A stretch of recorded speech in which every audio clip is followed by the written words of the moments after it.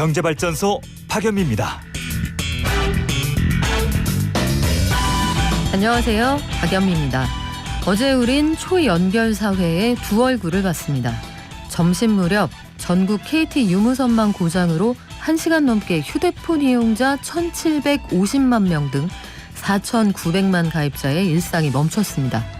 점심 장사할 식당부터 배달라이더, 병원, 약국, 기업, 학교도 예외가 아니었죠. 반면 하루 전에 열린 BTS의 무관중 공연은 네트워크 안에서 전 세계 197개국이 함께 즐겼습니다. 이런 초연결 시대의 명암을 보면서 우린 얼마나 준비되어 있나 자문합니다. 3년 전 아현전화국 화재에 서울 일대가 마비된 뒤에도 우리의 플랜 B는 별반 나아지지 않은 것 같아서 말이죠. 10월 26일 화요일, 여러분은 지금 삶을 발전시킬 경제발전소를 듣고 계십니다. 다음 달 1일부터 단계적 방역 완화, 위드 코로나가 시작됩니다. 우리 일상은 구체적으로 어떻게 달라질까요? 짚어봅니다. 우리나라가 OECD 회원국 가운데 상대적 빈곤율 4위다, 이런 보도 내용이 있는데 왜 그러는 건지, 이게 의미하는 바는 무엇인지 함께 풀어드립니다. 또 최근 중고차 거래량이 빠르게 늘고 있는데 대다수가 직거래다. 왜 이런 현상이 나타나고 있는지 함께 분석해 드릴게요. 그리고 지난 2005년부터 시작된 게 공공기관의 지방 이전입니다. 사실상 2년 전에 마무리가 됐는데 지금까지 어떤 성과가 있었는지 한국개발연구원 KDI와 함께 알아볼게요. 그리고 증시, 간밤 미국 증시 정리해드리고요. 오늘 우리 장 전망해보죠. 박연미의 경제픽. 최근 디지털로 바뀌고 있는 세상 속에서 아날로그 일자리들이 빠르게 사라지고 있습니다. 우리의 일자리는 어떻게 될까요? 내 일자리는 무사할까요? 한국경제신문의 구민기 기자와 함께 영화 속 경제픽 한번 마련해봤습니다. 경제탐사 시간에는 제주도의 입도세 얘기해볼게요. 환경 문제가 심각한 수준이라고 해서 쓰레기 섬이 된 제주도가 고육지책으로 마련한 게 입도세입니다. 대선 주자들의 토론의 주제가 되기도 했죠. 자세히 알려드리고요. 저희 방송 중에 샵 0951로 문자 주시면 추첨해서 녹용 세트 드립니다. 짧은 문자 50원, 긴 문자 100원입니다. 깨어있는 경제발전소. 매일 아침 9시 경제를 이해하는 똑똑한 습관. 경제발전소 박연미입니다. 매일 아침 쏟아지는 경제뉴스 10분만 투자하면 충분히 따라잡을 수 있습니다. 10분 경제, 한겨레 신문 이지혜 기자가 정리합니다. 안녕하세요. 안녕하세요. 자, 유류세 인하 시점이 확정이 됐군요. 예, 최근에 국제유가가 배럴당 80달러를 돌파하고 서울 휘발유 가격도 리터당 1,800원을 넘기면서 물가와 민생 대책의 일환으로 정부가 내놓은 카드입니다. 다음 달 12일부터 유류세를 당분간 20% 인하하기로 했습니다. 현재 휘발유에는 리터당 820원의 세금이 붙는데요. 20%가 내려가면 164원을 인하하는 것입니다. 그래서 만일에 그 세율 인하 효과가 휘발유 가격에 100% 반영이 된다고 가정하면 이달 셋째 주 전국 평균 휘발유 가격이 1,732원인데요. 여기서 1,563원까지 8원까지 9.5% 내려가는 효과가 나타납니다. 일단 이게 속보는 여당 쪽에서 흘러나온 건데 이따가 10시부터 기획재정부에서 구체적인 시행 내용을 밝히기로 한 상황입니다. 네, 자세한 소식은 저희가 속보 들어오는 대로 알려드릴게요. 11월부터 본격적으로 점진적인 일상회복, 위드 코로나가 시작이 되죠? 예, 어제 정부가 11월 위드 코로나를 위한 구체적인 방역 완화 계획안을 발표했습니다. 단계적 일상 회복은 총 3단계에 걸쳐서 진행이 될 예정이고요. 각 단계는 6주 간격입니다. 일단 4주간 시행을 하고 2주간의 평가 기간을 두기로 했고 이게 계획대로 잘 흘러가면 3차 개편이 내년 1월 이후에 시작이 됩니다. 일단 이번에 시작할 그 1차 개편부터 설명을 드리면요. 유흥시설을 제외한 모든 곳에 밤 10시 시간 제한을 전면 해제하는 겁니다. 24시간 영업이 가능해지고요. 학원, 영화관, 공연장, 독서실, PC방 등은 시간이나 이용 인원 모두 제한을 풀고 식당하고 카페처럼 그 비말 발생 위험이 좀 높은 곳에서는 미접종자의 경우 4인 이내 제한을 유지하기로 했습니다. 그리고 백신 패스도 도입이 되는데요. 예방 예방접종을 완료했거나 PCR 검사에서 음성 확인을 받고 48시간 동안인 사람은 백신 패스를 통해서 다중이용 시설을 이용할 때 혜택을 주는 제도입니다. 그래서 11월 1일부터 유흥시설, 노래 연습장, 목욕장, 그리고 실내 체육시설 등등 그런 고위험 시설을 입장할 때는 백신 패스가 꼭 있어야 하고요. 그리고 영화관하고 야구장에 가서는 이 백신 패스를 있는 사람들의 구역을 따로 둬서 네. 여기서는 취식도 가능하게 됩니다. 그렇군요. 오랜만에 야구장에서 응원하는 활기찬 모습도 기대를 해보겠는데 사적인 모임 인원 제한 이것도 풀리죠? 예, 지금은 거리두기 4단계여서 미접종자 4명에 접종 완료자 4명까지 허용 중인데요. 11월부터는 식당과 카페에서 미접종자 4인 제한을 두는 것 빼고는 2차 개편 때까지 접종 여부와 관계없이 최대 10인까지 모일 수 있습니다. 이렇게 4주를 시행을 하고 2주간의 평가를 통해서 방역 상황에 이상이 없다면 2차 개편에 나서는데요. 그때가 전국민 예방 접종률 80%를 달성할 것으로 예상되는 12월 중순쯤으로 내다보고 있습니다. 그 계획대로라면 접종자 인센티브를 강화를 해서 접종 완료자만 모일 경우에는 인원 제한 없이 대규모 행사도 열 수 있도록 할 예정입니다. 하지만 이번에 실내 마스크 착용 해제는 포함되지 않았습니다. 실내 마스크 착용은 계속 의무화를 유지할 예정이고요. 실외 마스크 착용만 2차 개편에서 해제하는 방향으로 논의가 진행되고 있습니다. 네, 일상 회복의 속도가 점점 빨라지는 것 같아 달갑긴 합니다. 자, 한국의 상대적 빈곤율 OECD 회원국 중에 4번째라고요? 예, OECD가 2018년 그리고 2019년 기준으로 회원국들의 상대적 빈곤율을 집계했는데요. 한국이 16.7%로 조사 대상 37개 나라 중에서 코스타리카, 미국, 이스라엘 다음으로 4위를 차지했습니다. 상대적 빈곤율은 전체 인구 중에서 빈곤선 밑에 있는 빈곤 위험 인구가 얼마나 되느냐 이 비중을 말하는 건데 전체 인구를 소득으로 줄을 세워서 딱 가운데 오는 사람의 소득, 그게 중위소득이잖아요. 이 중위소득의 50% 미만으로 생활하는 이들이 바로 이 빈곤 위험 인구를 뜻합니다. 그래서 이게 16.7%니까 한국은 국민 6명 중에 1명꼴로 빈곤 위험에 처해 있다는 뜻이고요. 올해 기준으로 중위소득 50%가 어느 정도냐면 1인 가구는 월 91만 4천 원, 2인 가구는 154만 4천 원, 3인 가구는 199만 2천 원, 4인 가구는 243만 8천 원 정도입니다. 한국은 지금 명실상부한 선진국 반열에 들어있는데 상대적 빈곤율은 왜 이렇게 높은 겁니까? 바로 노인 빈곤율 탓입니다. 한국은 56세 이상 은퇴 연령층의 빈곤율이 43.4%로 OECD 회원국 중에서 압도적인 1위입니다. OECD 평균 노인 빈곤율이 15.7%인데 한국은 그 3배 정도 되는 거고요. 노인 빈곤율이 40%를 넘기는 나라는 한국밖에 없습니다. 문제는 빈곤 노인을 위한 국가의 노력도 굉장히 부족하다는 점입니다.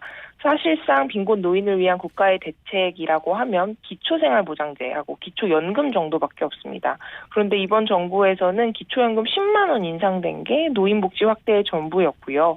기초생활보장제 역시 굉장히 극빈층을 구제할 수는 있어도 이 노인 빈곤율을 개선하기에는 턱없이 부족한 것이 현실입니다. 네, 이번엔 중고차 시장으로 가볼까요? 중고차 거래량이 빠르게 늘어나고 있는데 절반 이상은 당사자 간 직거래라고요? 예, 어제 국내 중고차 거래 현황 보고서가 나왔는데요. 지난해 중고차 거래량이 251만 5천 대로 역대 최대치를 기록했습니다. 신차 거래량이 190만 5천 대였는데 그보다 1.3배 정도 더 많았던 겁니다. 코로나 확산 때문에 대중교통을 좀 기피하는 현상이 커지는 데다가 해외여행을 못 가다 보니 좀 안정적인 일자리를 가진 사람들은 구매력이 많이 늘어났기 때문이다. 이런 분석이 나오고 있습니다.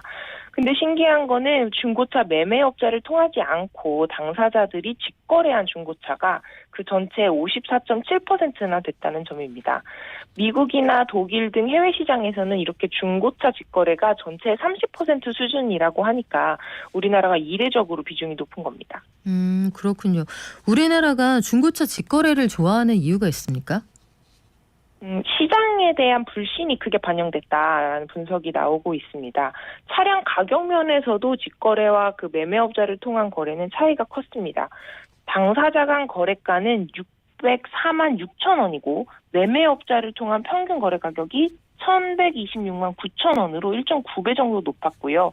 물론 뭐 매매업자를 통해서 더 비싼 차를 살 수도 있으니까 동일 모델의 연식, 뭐 주행거리, 배기량 등 조건도 다 같다고 치고선 비교를 해봐도 매매업자를 통한 거래가 직거래보다 최대 1.4배 정도 비싸게 나타났습니다.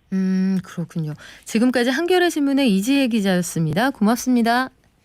감사합니다.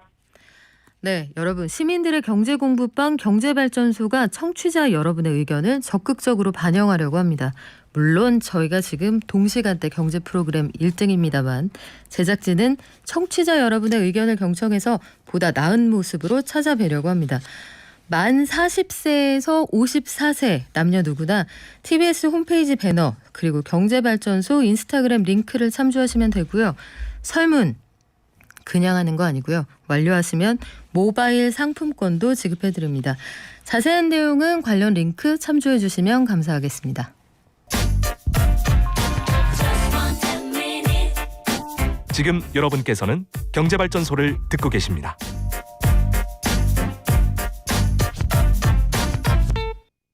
네, 어제 KT 통신망 장애 때문에 피해보신 분들이 굉장히 많군요. 9738님, 저도 어제 은행 어플 들어가려다 안 돼서 깜짝 놀랐습니다. 뭔가 잘못됐다 싶었죠 하셨고 애들 온라인 학습 제대로 안 돼서 휴대폰 탓만 했네요. 이런 분들도 계시고요. 플랜 B가 꼭 필요하다 이런 의견 많이 주시는데 장사하시는 분들 점심 장사 못하셔서 발 동동 굴렀다. 안타까운 얘기도 많이 들었습니다. 자, 이번에는 공공기관 지방 이전. 우리가 공공기관 지방 분산을 시작한 게 지난 2005년입니다. 저도 그때 과천 정부청사 출입 기자였는데 과천 정부청사에서 마지막으로 실려나가던 그 의자 더미의 뒷모습을 저는 아직도 생생하게 기억하고 있습니다. 16년이 흐른 뒤 우리가 원했던 지방 분산, 당초의 목적은 이뤘을까요? 한국개발연구원 KDI의 경제전략연구부 문윤상 연구위원 연결해 알아보겠습니다. 안녕하세요. 예, 안녕하세요. KDI 문윤상입니다. 네, 일단 우리가 수도권 공공기관 지방 이전을 왜 했는지부터 좀 설명을 부탁드릴게요. 지난 2019년 수도권 인구가 비수도권 인구를 넘어섰는데요. 인구뿐만 아니라 여러 지표에서 수도권과 비수도권의 격차는 점차 커지고 있습니다. 공공기관 지방 이전 정책은 이와 같은 수도권 집중을 해소하고 전국이 균형을 이루면서 발전해 나가고자 혁신도시 건설과 함께 추진되어 온 정책입니다. 역사적으로 보면 노무현 전 대통령께서 행정수도 이전과 함께 공약으로 내세우셨고 2003년에 이제 관련법이 통과되면서 법적 근거가 마련되었습니다. 그리고 앞에서 말씀하셨듯이 2005년에 이전 계획이 수립되어서 여러 광역시 간의 논의와 협의를 거쳐 최종 확정되었습니다. 그리고 2012년 네. 국토인재개발원이 처음으로 이전을 하였고 2019년에는 한국기술기획평가원이 마지막으로 이전하게 됐습니다. 그래서 현재는 혁신도시 내시를 다지고자 시즌2 정책이 추진되고 있습니다. 우리가 이 공공기관 지방 이전이 마무리된 게 대략 2년 전인 2019년입니다. 그 효과를 2년이 지난 지금 우리가 점검해봐야 할 이유는 무엇인가요? 공공기관 지방 이전 정책은 앞에서도 말씀드렸지만 수도권 집중을 해소하고 수도권과 비수도권의 격차를 완화하고자 추진한 정책이거든요. 그래서 그 내려간 인구들이 그러니까 내려간 공공기관의 직원들이 관련 산업 분야의 효과로 파급 효과가 일어나고 그리고 그 지역에서 민간 일자리가 늘어나서 지역의 거점 도시로 성장할 거란 기대가 있었습니다. 네. 그런 기대가 어떤 만큼 이루어졌는지 단기적으로 알아볼 필요가 있다고 생각을 했습니다. 네. 그렇다면 실질적으로 어떤 효과가 있었는지 한번 찾아볼까요? 앞서 말씀드렸듯이 계획이 이제 확정되어 2005년 기준으로는 전국 409개 공공기관 중에서 85%에 해당하는 346개 공공기관이 수도권에 소재하고 있었는데요. 이 중에서 절반에 해당하는 170여 개가 공공기관이 이제 내려가서 비수도권에 위치하고 있습니다. 그럼에 따라서 지방에서는 지방세 등 여러 가지 세수가 늘어나면서 재정 자립도가 높아지는 등 긍정적인 효과도 있었습니다. 하지만 지금 현재 평가하기에는 혁신도시가 이제 궁극적으로 지역의 거점 도시로 성장하고자 했었는데 그렇게는 아직 성장하지 못하는 등 한계도 드러났다고 평가하고 싶습니다. 혁신 도시를 중심으로 지방에 거점 도시들이 많이 생긴 건 사실인 것 같은데, 자, 최근에 KDI가 발표하신 보고서를 보니까 혁신 도시로 인구가 크게 늘어서 단기적으로는 붐업하는 효과가 있었지만 효과가 지속되지는 않았습니다. 이런 의견을 내셨더라고요. 이건 왜 그렇습니까? 예, 이제 공공기관이 앞에서 이제 2012년에 첫 공공기관이 이전했다고 말씀을 드렸는데요. 본격적으로 2015년 전후로 해서 14, 15, 16년 3년 동안 약 80%에 해당하는 공공기관이 지방으로 이전하게 됩니다. 그래서 이 기간 동안에 인구가 얼마나 유입이 됐는지 살펴봤더니 수도권에서 인구가 많이 혁신도시로 유입이 된 것으로 나타났거든요. 하지만 이게 마무리된 2018년부터는 다시 수도권으로 순 유출이 시작되었습니다. 그래서 단기적으로는 인구 유입에 효과가 있었지만 장기적으로는 효과가 지속되지 않은 것으로 저는 평가를 하였습니다. 그러면 일자리는 실제로 많이 만들어졌습니까? 제가 이제 연구에서 일자리를 산업별로 살펴보았거든요. 제조업과 지역 서비스업 그리고 지식기반 산업으로 살펴보았는데요. 이렇게 살펴본 이유는 지식기반 산업이 민간 일자리 창출 효과가 더욱 크기 때문입니다. 그리고 그다음 제조업, 그다음 지역 서비스업 순인데요. 제조업과 지역 서비스업은 모든 혁신 도시에서 상당히 크게 증가한 것으로 나타났습니다. 아무래도 여러 가지 사람들이 오다 보니까 필요한 필수재라든지 아니면은 산업단지 등을 조성해서 제조업 등에서 일자리가 늘어난 것으로 보입니다. 하지만 앞서 말씀드렸듯이 민간 일자리 증대 효과가 큰 지역 지식기반 산업에서는 그 증가가 유의하게 나타나지는 않았는데요. 이런 부분 때문에 그 혁신도시의 효과가 장기적으로 지속되기는 조금 어려울 것이다라고 저는 평가를 하였습니다. 그렇다면 공공기관 이전보다 기업이 내려가는 게 지역경제 혹은 일자리에는 훨씬 도움이 된다는 얘기네요, 연구원님. 예, 그렇습니다. 아무래도 공공기관 이전은 특별히 무언가를 진행하는 것보다는 여러 가지 기업들을 도움을 주는 그런 성격의 일자리이기 때문에 공공기관과 함께 일할 수 있는 민간 일자리가 증대되는 것이 지역에 있어서는 더욱 큰 효과를 준다고 할 수 있겠습니다. 네, 앞으로 광주형 일자리 같은 형태의 지역 일자리 이런 것들이 많이 늘어나면 좋겠는데 짧게 보완점이 있다면 어떤 게 있을까 의견을 하나 주시겠어요? 지금 현재 전국에 10개의 혁신도시가 형성되어 있습니다. 혁신도시가 이제 여러 가지 형태로 건설이 되었는데요. 주변 대도시들과의 이제 교류가 상당히 중요하다고 할 수 있습니다. 아무래도 지금 현재 단기적으로 평가했을 때, 그런 대도시와 교류가 많은 지역들은 효과가 더 좋았었거든요. 그래서 대도시와의 기반 시설을 확대하고 인적 자원을 교류를 확대하는 것이 필요하다고 보이고요. 혹시 다음에 또 이런 정책이 추진이 된다면, 네. 그 특성에 맞는 그리고 조금 더 대도시 위주로 이전이 이루어졌으면 하는 바람입니다. 알겠습니다. 지금까지 한국개발연구원 경제전략연구부의 문윤상 연구위원이었습니다. 고맙습니다. 네, 감사합니다. 요즘 날씨 너무 좋죠. 전국의 주요 국립공원에 사람들 참 많습니다. 주요 관광지에서 임시 선별검사소 운영 중입니다. 야외 활동 마치시고 꼭 이용해 주시기 바랍니다. 경제를 아는 가장 최고의 지름길. 첫 번째, 매주 평일 오전 9시부터 1시간 TBS 라디오 FM 95.1MHz와 TBS 앱을 엽니다. 두 번째, 유튜브와 팟빵을 통해 언제든 경제발전소를 만날 수 있습니다. 경제를 이해하는 똑똑한 습관. 경제발전소 박연미입니다.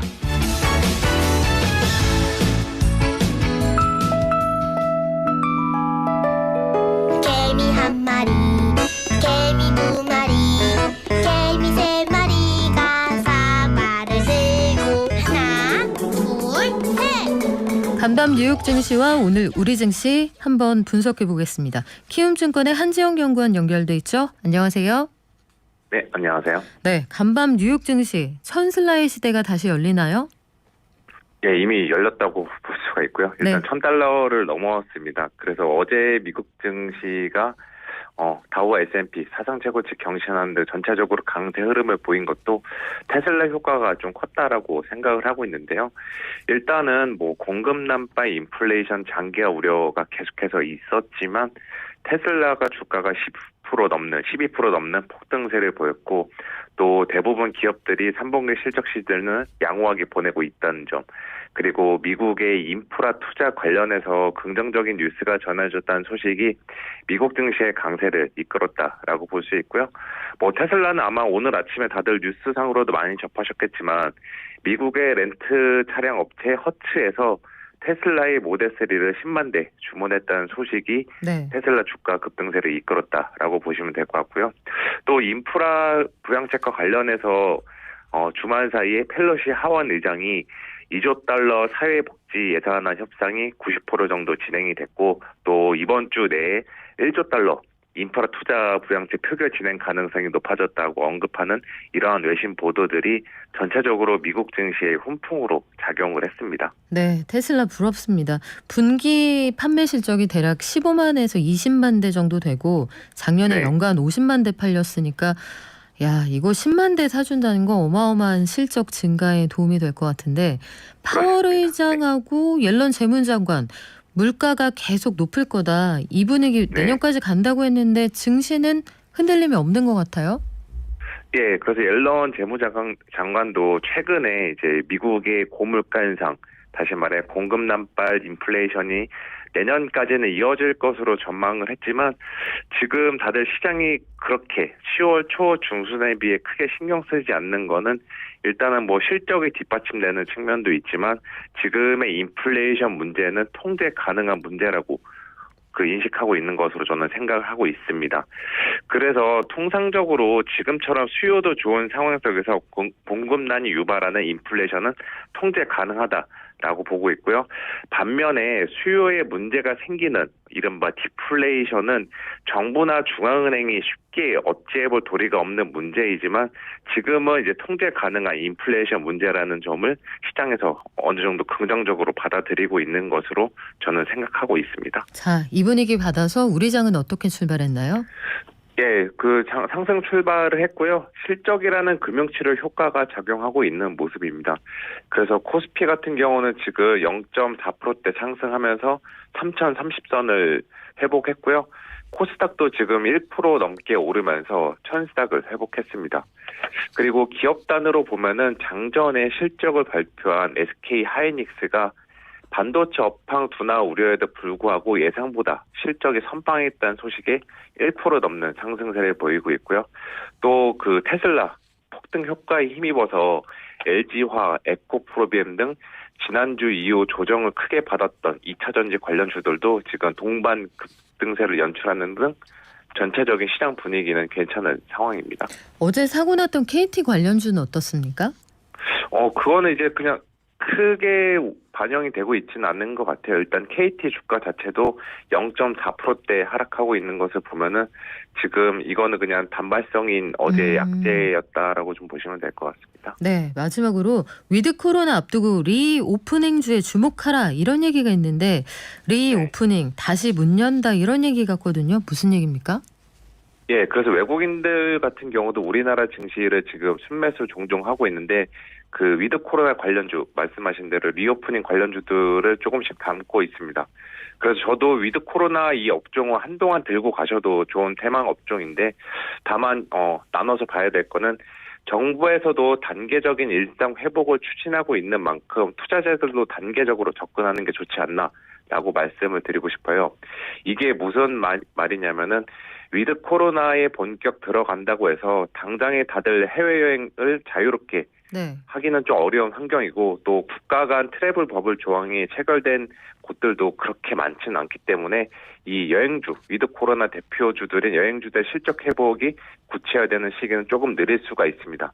대신에 국내 여행, 대면 활동, 대면 콘서트 같은 자국 내에서 좀 활발하게 매출이 일어나는 업종들에는 저는 주목해 볼 필요가 있다라고 보고 있습니다. 네, 지금까지 키움증권의 한지영 연구원이었습니다. 고맙습니다. 네, 감사합니다. 돈이 굴러가는 기본적인 흐름. 잘 먹고 잘 사는 게 주식 관련해서 가짜 정보가 많더라고요. 용어라든지 이런 게 너무 어려우니까 잘 모르는 사람들도 쉽게 접할 수 있는 서민들 정책을 많이 좀 알려줬으면 좋겠습니다. 바쁜 생활 속에서 반드시 챙겨야 하는 경제 소식. 경제 이슈의 핵심을 짚어드립니다. 발빠른 경제발전소 박연미의 경제픽.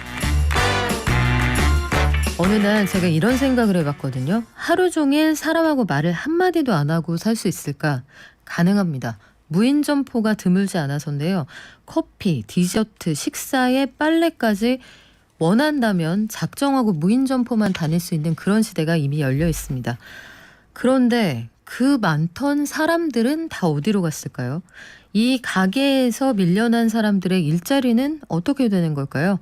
오늘 박연미의 경제픽 콘텐츠로 보는 경제에서는 디지털의 파고 속에서 밀려난 아날로그 일자리의 미래에 대해 얘기해 보려고 합니다.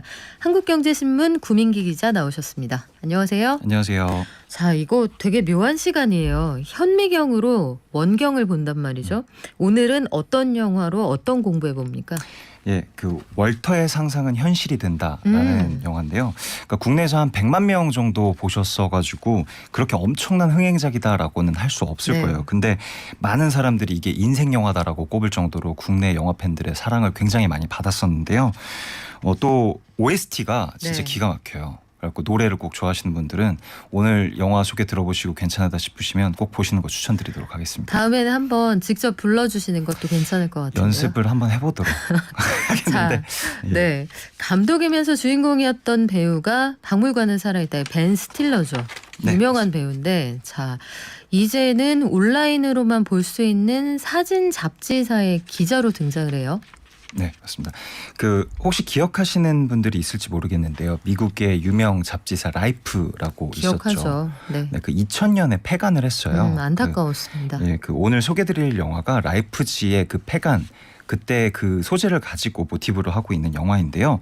그 스포일러를 안 하는 선에서 그 간략하게 내용 소개해드리자면은 그 주인공으로 나오는 벤 스틸러가 그 월터 미티라는 역할을 연기하고 있어요.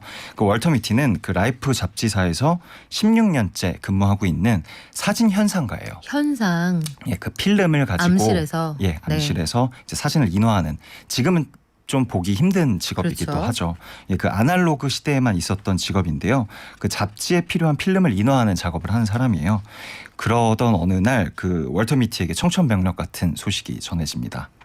그 라이프지가 폐간을 하고 기업 라이프가 구조조정에 들어간다라는 이야기인데요. 그 모든 일들이 온라인으로 전환되는 과정에서 그 종이 잡지가 견디기는 굉장히 쉽지 않았었죠. 그래서 그때 월터는 딱 직감을 해요.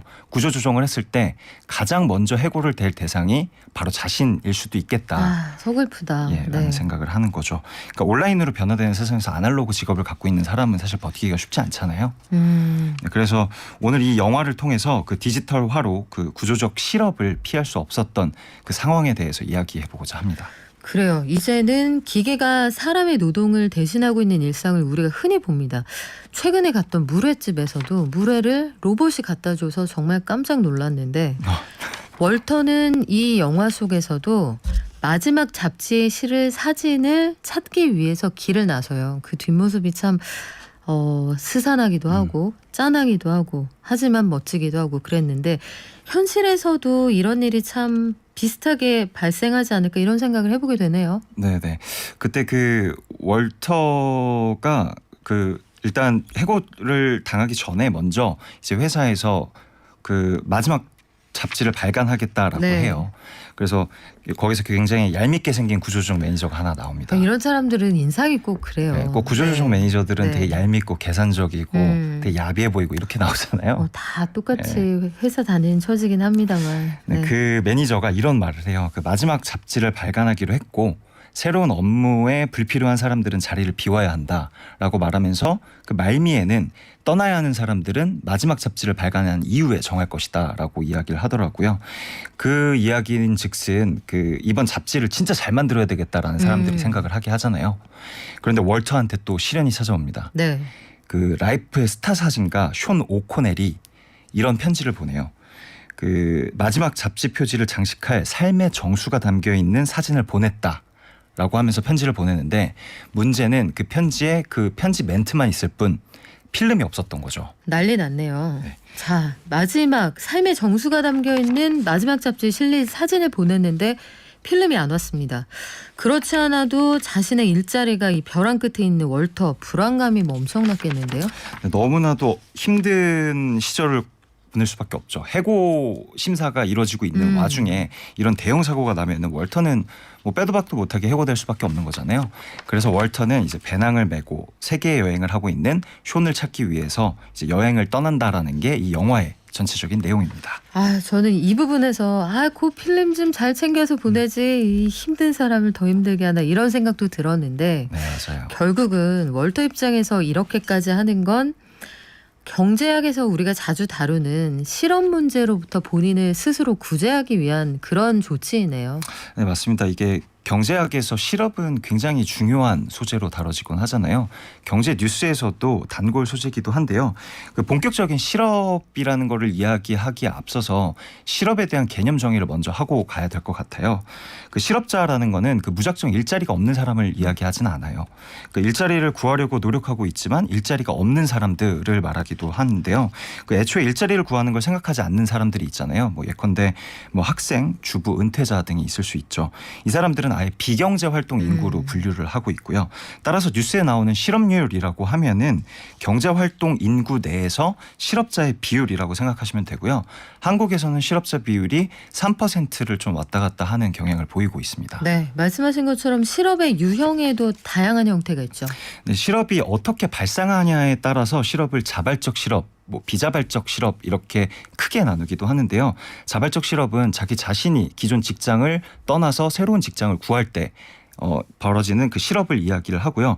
월터 같은 경우는 만약에 여기서 직장을 잃게 됐었다라면은 뭐 본인의 자발적인 의사는 아니었잖아요. 그렇기 때문에 비자발적 실업에 속한다라고 할 수 있어요. 비자발적 실업은 근데 또 여기서 두 가지로 나뉘는데요. 그 먼저 설명을 드릴 게 경기적 실업이라고 할 수 있어요. 경기적 실업. 네, 그 자본주의 경제는 사실 호황과 불황을 계속 반복할 수밖에 없잖아요. 그 호황과 불황을 반복할 때 기업들은 호황에서는 일자리를 늘리고 불황에서는 일자리를 줄일 수밖에 없는데 이때 불황에서 일자리를 줄이면서 나타나는 실업을 경기적 실업이라고 하고요.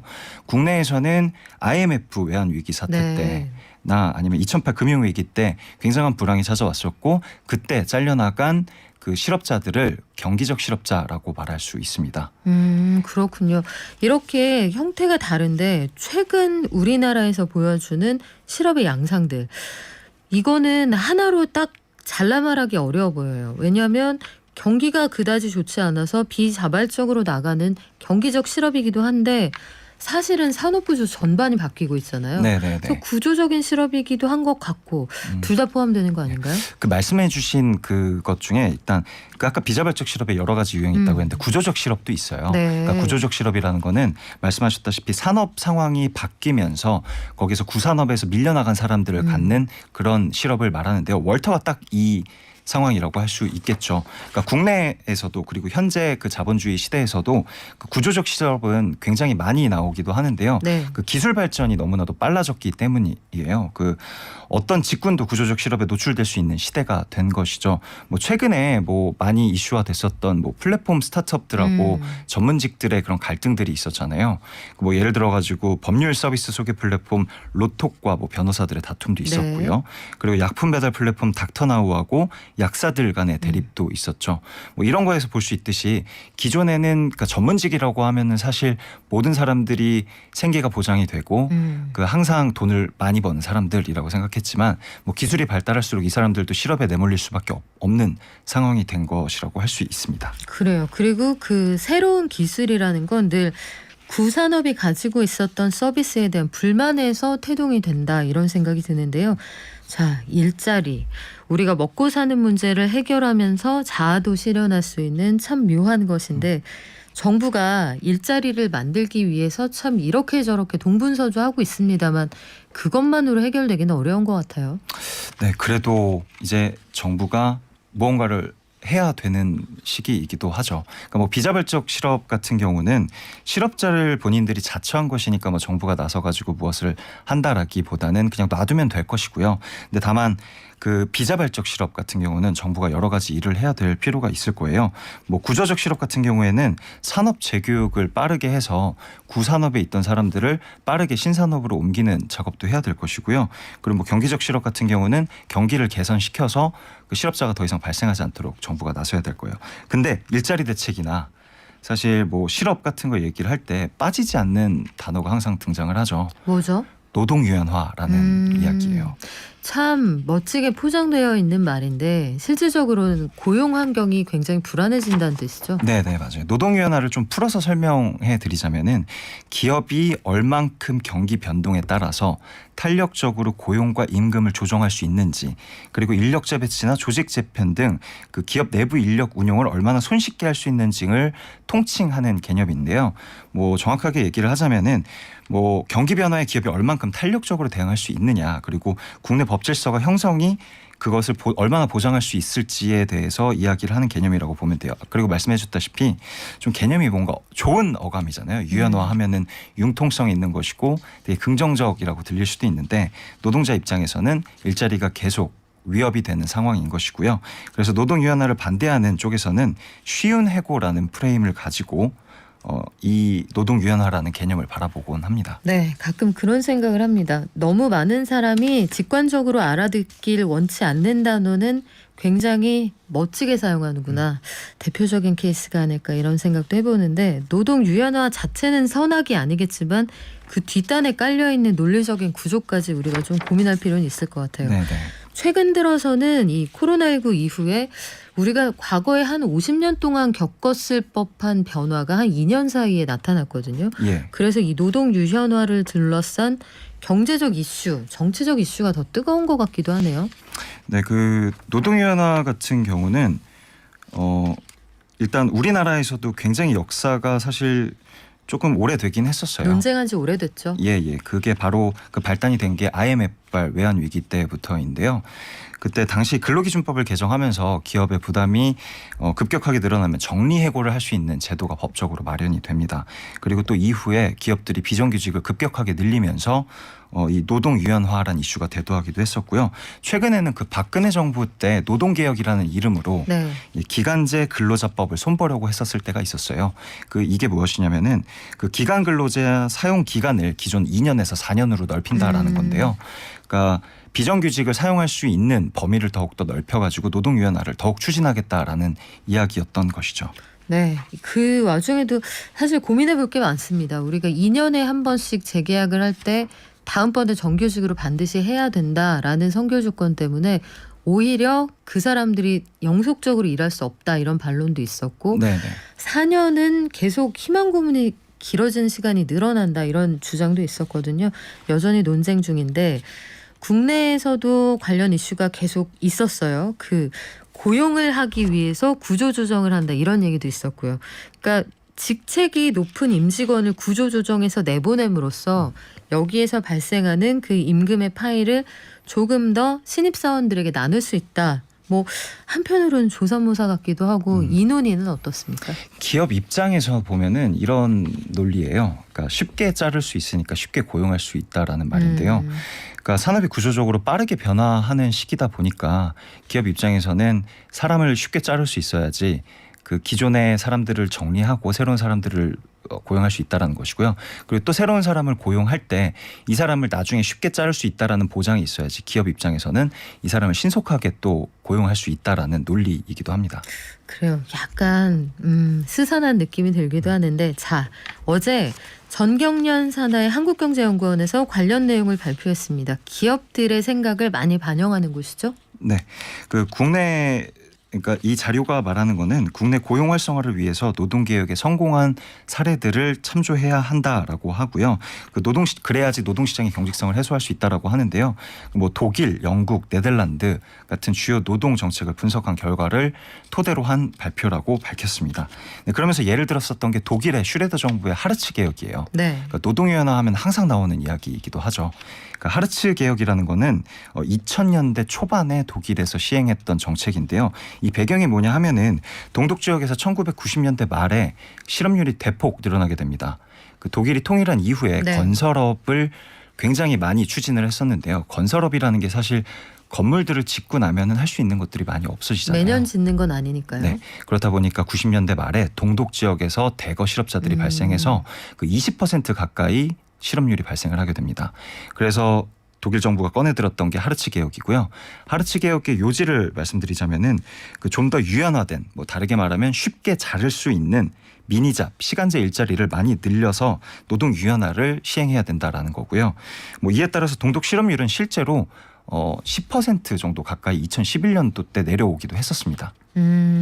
선택이네요. 이게 그 풀타임 잡을 만들 수 없다면 고용을 유연화해서 작은 일자리를 많이 만든다. 이게 이명박 정부 시절에 추진했던 반듯한 시간제 근로, 그것과 비슷한 개념이기도 한데. 네, 맞습니다. 자, 이건 기업의 입장이에요. 노동자 입장에서는 이 구조를 받아들이기가 어려울 것 같은데요. 굉장히 노동자 입장에서는 이건 착시 효과라고 항상 주장을 하고 있어요. 뭐 기간제, 시간제 등 좋은 일자리를 좋지 않은 일자리를 양산한다라는 건데요. 뭐 실제로 IMF 사태 이후에 우리나라에서 비정규직 비율이 굉장히 많아지고 있고요. 그 비율은 50%를 넘었고 2002년에는 56.6%까지 기록했던 적이 있었습니다. 그러니까 비정규직이 많다는 것은 그만큼 고용 불안에 시달리는 분들이 많아진다라는 거고, 그리고 삶의 안정성이 굉장히 위협이 된다라는 거잖아요.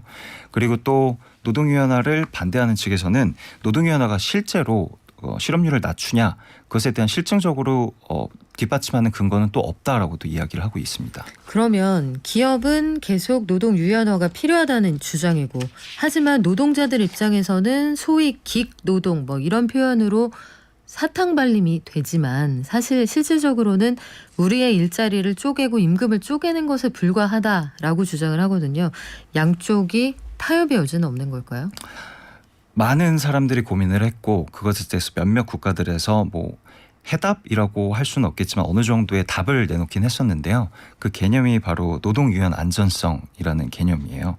그러니까 노동을 유연하게 하되 국가가 나서서 삶의 안정성을 보장해줘야 된다라는 말인데요.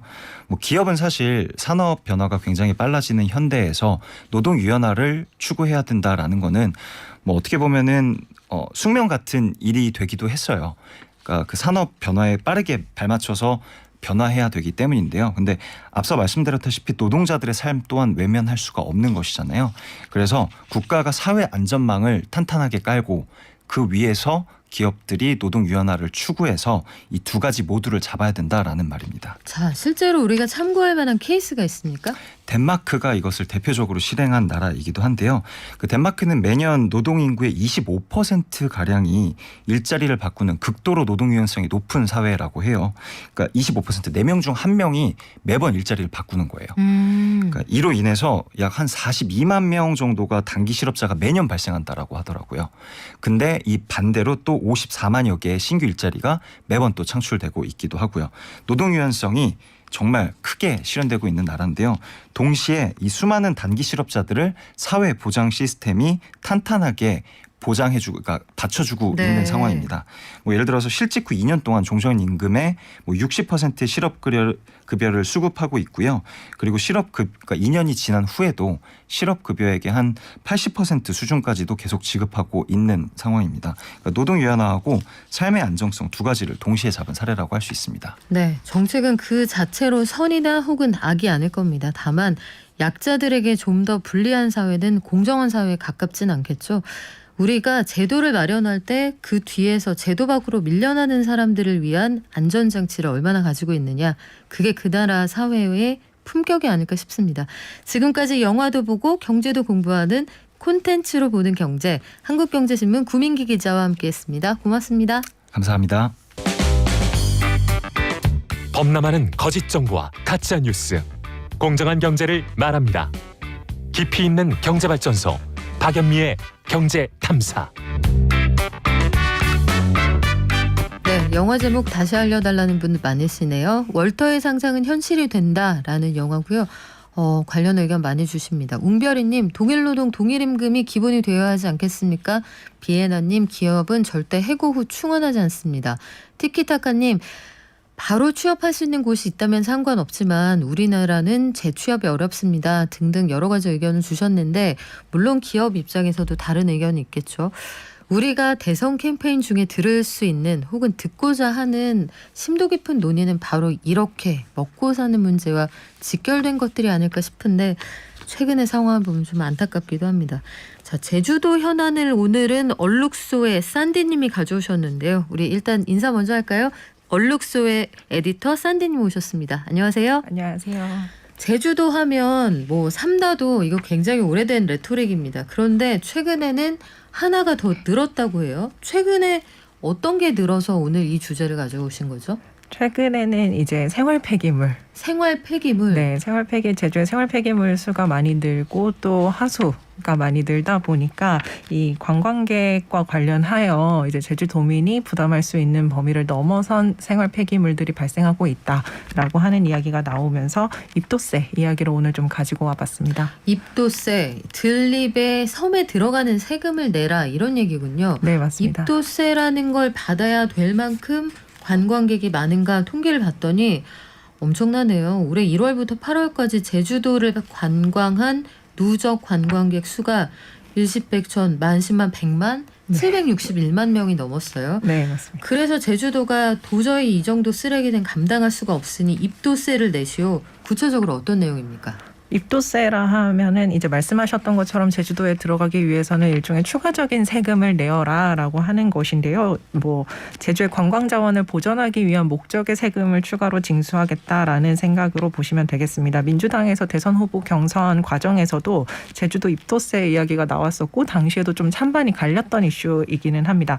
소프라이즈에서도 입도세가 그래서 도대체 왜 나왔고 이게 타당한 정책인지에 대해서 검토를 요청하는 질문을 좀 던져본 적이 있었습니다. 그래요. 이번에 그 국민의힘에서도 대선 주자 간 경선 토론회를 하는데 여기에서 입도세 나는 찬성이요 반대요 입장들을 밝히더라고요. 네. 말씀하신 것처럼 입도세 얘기가 처음 나온 게 아닌데 역사가 어떻게 됩니까? 입도세의 사실 정식 명칭은 환경보전기여금입니다. 이게 1995년부터 국무총리실에서 지방재정을 추가로 발굴하기 위한 목적으로 검토되었던 적이 있고요. 이후에도 꾸준히 이제 담론은 조금씩 이어져 왔지만 추진력을 딱히 크게 얻지는 못하고 있다가 2018년에 한국지방재정학회에서 연구 용역으로 환경보전기여금을 그러면 구체적으로 어떻게 설계할 수 있을까에 대한 안을 조금 내놓은 적이 있었습니다. 이와 관련해서 제주의 환경보전을 위해서라면은 이제 당연히 부담할 수 있다라고 얘기하시는 분들도 있는 반면에 이미 공항 이용료 같은 거를 내고 있는 상황에서 이중과세 아니냐라고 해서 좀 부담스럽다라고 하는 입장이 공존하고 있는 상황입니다. 네, 지금 말씀하신 것처럼 제주도 가야지 하는 분들한테는 다른 거 다 내고 입도세도 내세요 하면 거부감이 있을 수가 있을 것 같아요. 저 다 냈는데 통행료 또 내야 되나요?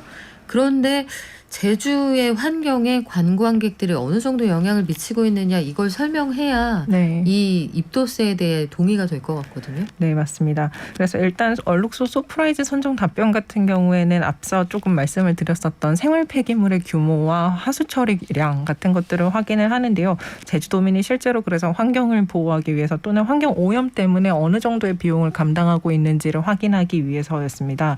통계청에서는 주민 1인당 하루에 어느 정도의 생활 폐기물이 발생하고 있는지에 대한 자료를 같이 제공을 하고 있는데 2019년을 기준으로 보았을 때 제주도민의 1인이 하루에 평균적으로 배출하는 생활 폐기물이 1.8kg 정도로 나타납니다.